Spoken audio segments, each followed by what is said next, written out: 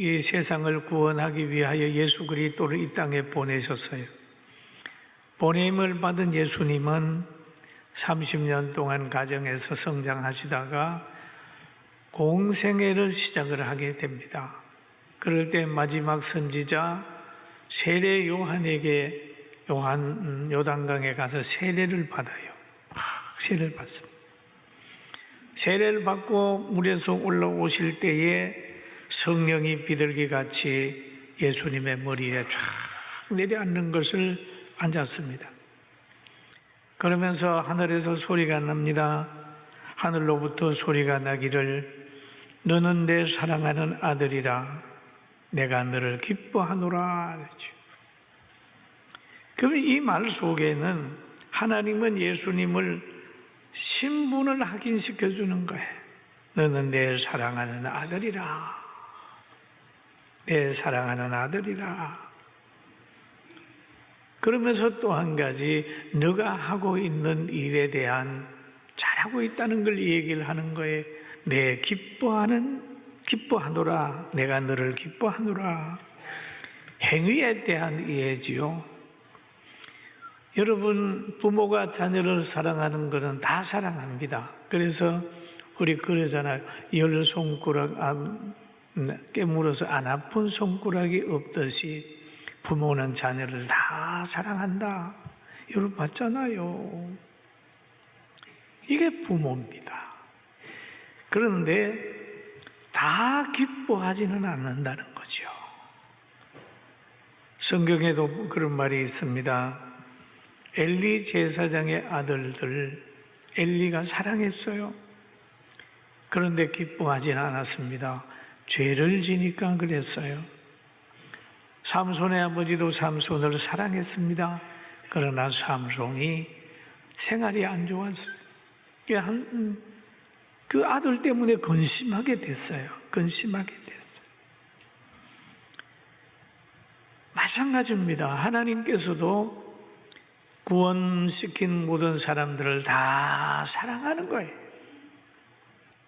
사랑하지만 사랑하는 사람들 중에도 하나님이 기뻐하는 사람이 있고 하나님이 징계하는 사람도 있을 수 있어요. 그런데 예수님은 하나님이 사랑하는 아들이고 하나님이 기뻐하는 아들입니다. 그런데 하나님께서는 그 사랑하는 아들을 광야로 보냅니다. 성령에게 이끌려 마귀에게 시험을 받으러 보내는 거예요. 그래서 40일 동안 금식을 하고 배가 고플 때에 돌을 가지고 떡덩이가 되게 하라 사탄이 시험했어요. 예수님 이겼어요. 명예욕, 물욕, 소유욕 다 이겼습니다. 그러면서 예수님 말씀하시기를 사탄아 물러가라 쫓았어요. 주 너희 하나님을 경배하고 그를 섬겨라. 그랬더니 천사가 예수님에게 수종을 들었지. 하나님께서는 구원시켜 주시고 사랑하는 자들을 그냥 복 주시고 그냥 천사가 수종드는 게 아니라 여러 가지로 연단하신 다음에 존귀하게 선다는 것을 늘 기억하면서 예수 믿다가 오는 어려움이나 고통이 오거든 좌절하지 말고 하나님을 더 바라보게 되기를 주님의 이름으로 축원합니다. 축원합니다. 그러면 사탄은 뭡니까? 물러가야 될 존재예요. 사탄은 예수님이 생각할 때 사탄아 물러가라 그렇게 물러가는 존재입니다. 또 사탄이 물러가니까 천사가 수종되는 천사가 수종들기만 하면 아무도 못 건드립니다. 천사가 수종들. 누가 모세를 이겼습니까? 지팡이 하나 들고 그 애굽으로 들어갔지만은 누가 모세를 이겼나요? 못 이기는 거예요. 여러분이 천사가 수종된다면 여러분이 어떤 환경 속에서라도 이길 수 있고 승리할 수 있다는 그런 확신이 있어야 됩니다. 할렐루야. 그런데 여기에 예수님이 이제 시험을 이기고 공생에 시작하면서 제자들을 부르시고 또 가버나움에 가가지고 복음을 전하는 거예요. 그런데 세례 요한이나 예수님이나 간에 복음을 전하면서 제일 첫 마디가 있어요. 하나님의 나라가 가까웠으니 회개하여 복음을 믿어라. 한번 따라 하실까요? 회개하고 복음을 믿어라. 예, 그렇습니다. 가장 중요한 건 회개예요. 회개하고 복음을 믿어라. 때가 자꾸 하나님의 나라가 가까웠으니 회개하고 복음을 믿어라. 지금 이 시대에서 우리가 가져야 될 것은 회개하고 복음을 믿을 때 흔들림이 없습니다. 그럼 회개가 왜 필요하냐 이거죠. 기도할 때 왜 회개가 필요하고 신앙생활 할 때 왜 회개가 필요하냐는 거죠. 회개해야 성령이 오신다는 거죠. 그릇을 비워야 새 것을 담을 수 있듯이 죄를 없이 하고 죄에서 돌아서야 성령의 역사가 되는 겁니다. 그래서 베드로는 오순절 지난 후에 설교를 했어요. 너희가 회개하여 각각 예수 그리스도 이름으로 세례를 받고 죄 사함을 받으라. 그리하면 성령을 선물로 받으리니 라고 얘기를 합니다. 왜 죄 사함을 받아야 될까요? 로마서 6장 23절에 보니까 죄의 삭은 사망이라는 거예요. 하나님의 은혜는 그리스도 예수 안에서 있는 영생이라고 말하고 있습니다. 회개하는 것이 최고의 지혜요, 안전한 것이고 성령 받는 것은 위에 내리는 능력을 덧입는 거기 때문에 가장 강력한 힘을 가지게 되는 겁니다. 또 예수님께서 귀신 들린 자를 고치시는 거예요. 그런데 이 귀신 들린 자가 어디로 왔느냐? 해당에 들어와 있습니다. 예수님이 가르치는 해당에 들어와 있는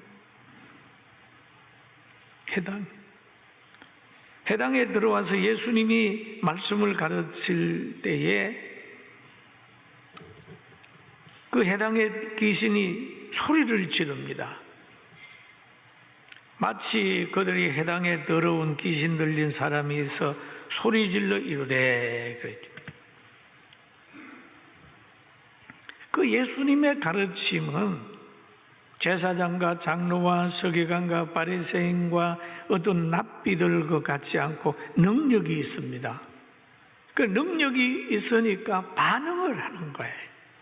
귀신 들린 자가 그 앉아 있다가 반응을 하는 거예요. 여러분, 하나님의 말씀을 듣다가 마음속에 반응이 일어나면 복입니다. 할렐루야. 오늘 제가 2부 예배 설교하다가 나도 모르게 이런 얘기가 탁 나와서 저도 깜짝 놀랐습니다. 한 얘기가 뭐냐 하면 남편보다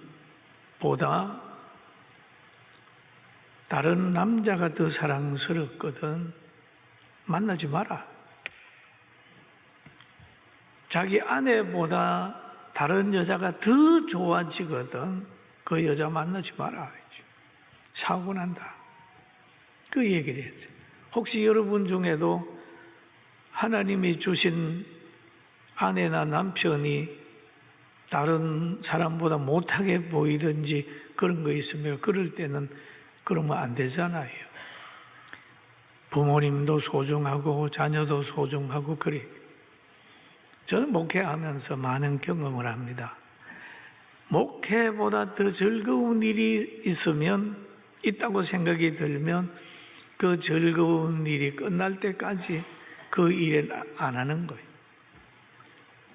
가장 목회하는데 조금 더 문제가 생긴다 생각하면 절제를 하고 다시 보라고 얘기합니다. 47년 그래 했더니 제가 얼마나 행복하게 사는지 모릅니다. 여러분, 하나님이 주신 그 위치에서 흔들림이 없기를 주의 이름으로 축원합니다. 그래서 여기에 소리를 질렀어요. 막 귀신 들린 사람이 소리를 질러요. 그러니까 예수님께서 그들을 내어 쫓는 거예요. 내어 쫓는 거예요. 나가라. 잔말 말고 나가라 하지. 그러니까 그래서 이 얘기를 합니다. 마가복음 1장 24절에 보니까 나사렛 예수여 우리와 당신과 무슨 상관이 있나이까? 우리를 멸하러 왔나이까? 나는 당신이 누구인지 아노니 하나님의 거룩한 자입니다. 그래. 예수님 고백 보세요. 예수님 당신하고 우리하고 뭔 관계가 있어요? 우리를 멸하려고 오셨습니까? 그러잖아요. 교회를 보고도 사회에 유익이 없는 단체라고 보는 사람들은 이게 뭡니까? 귀신의 지식이죠. 특별히 공산당이 그래요. 종교를 남편이라고 얘기를 합니다. 왜? 사람은 종교성 때문에 선하게 되는 겁니다. 그래서 귀신의 소리를 우리가 분별을 해야 돼요. 예수님께서 꾸짖어 이르시되 잠잠하라 그 사람에게서 나오라. 그렇게 얘기를 해요. 잠잠하고 그 사람의 속에서 나오라.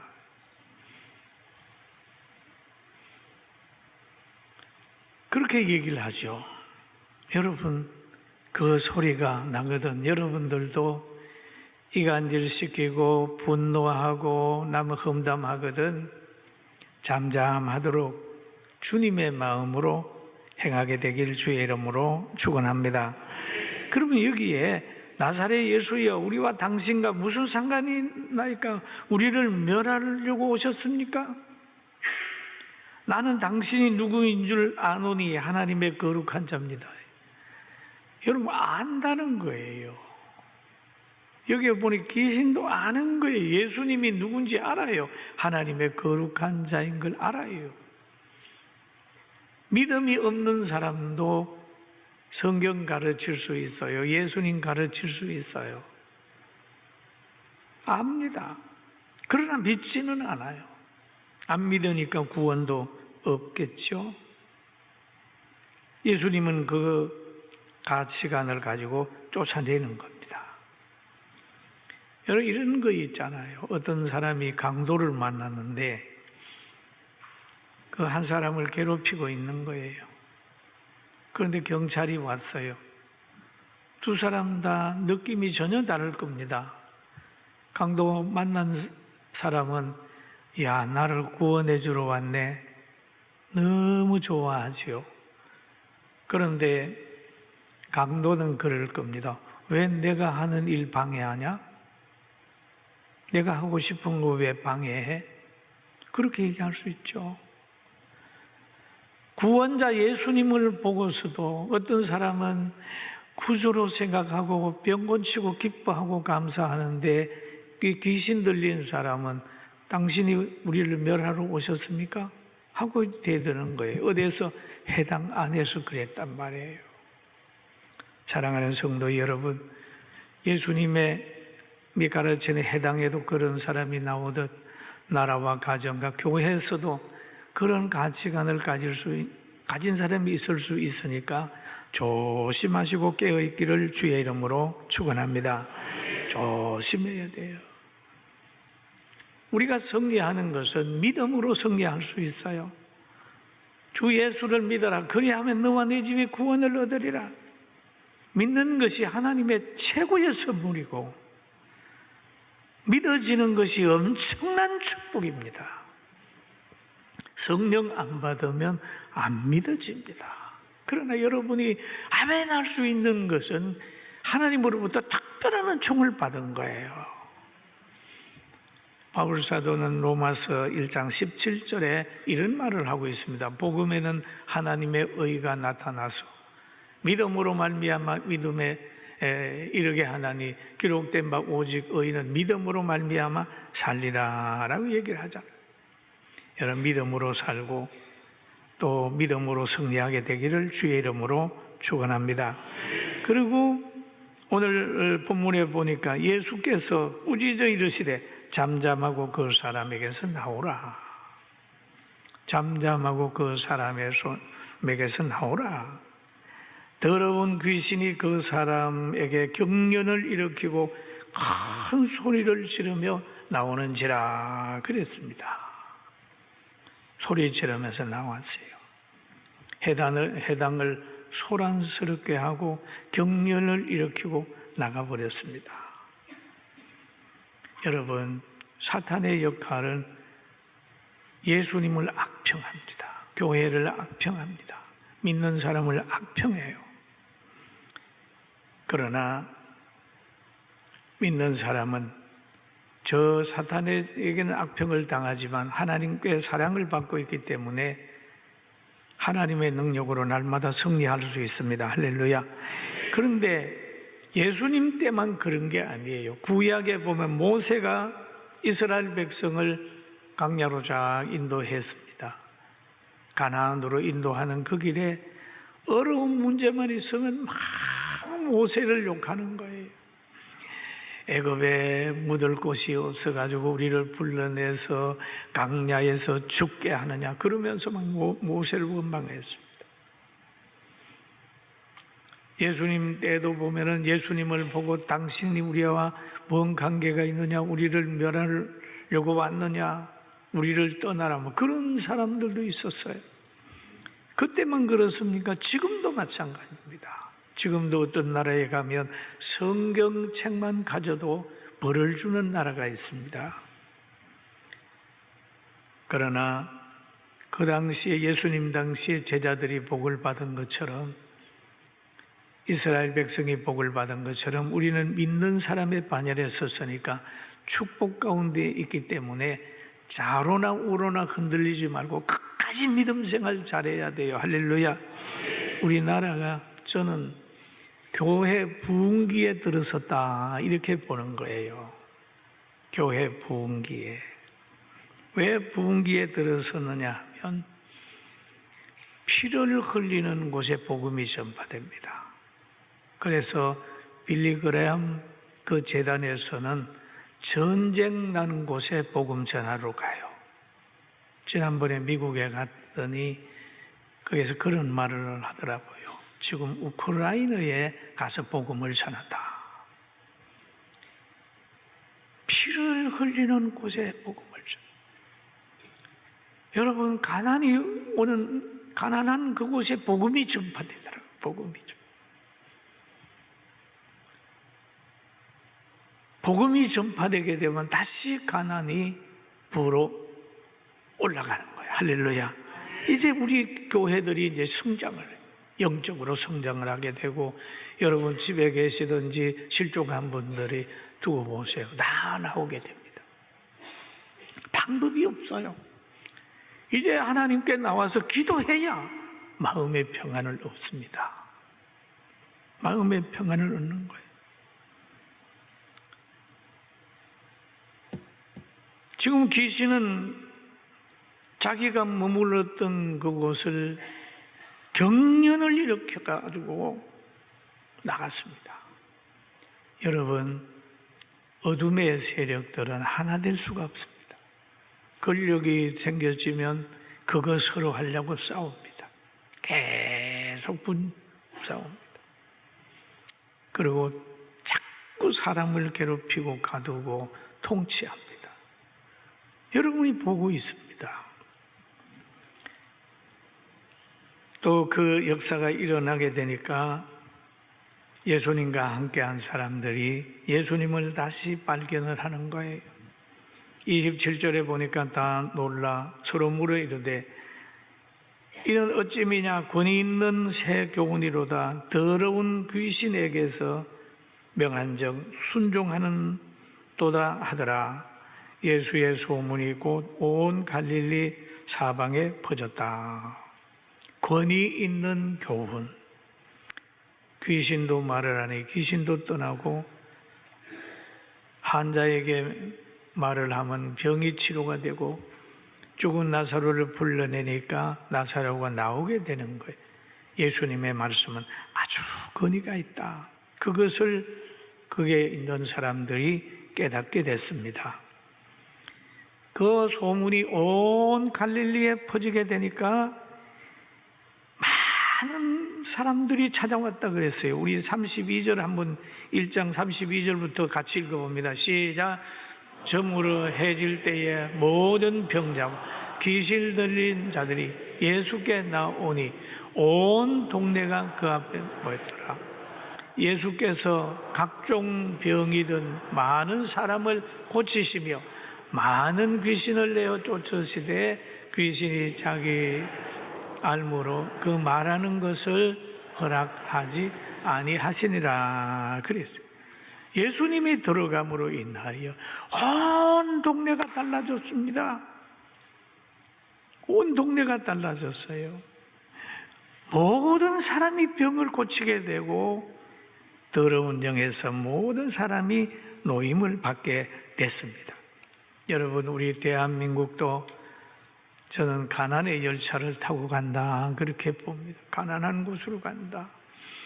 과거에 60년도에 70년도에는 우리 조상들은 허리띠를 졸라매고 공장을 세우고 기술을 개발하고 같이 땀을 흘렸어요.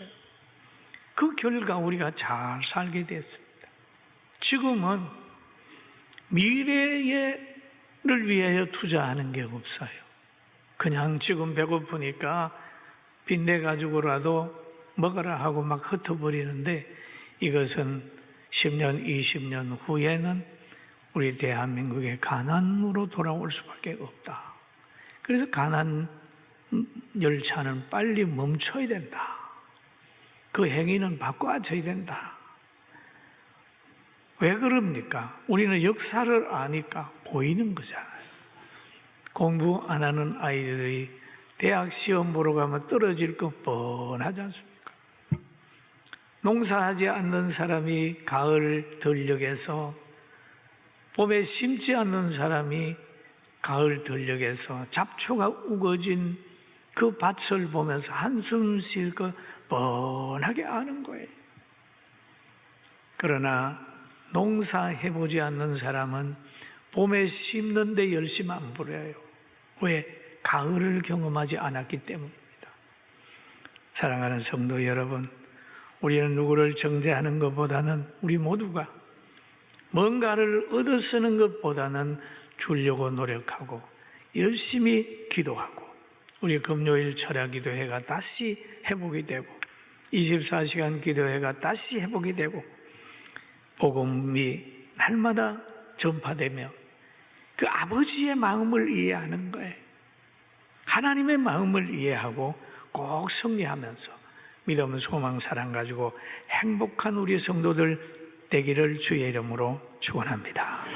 아멘.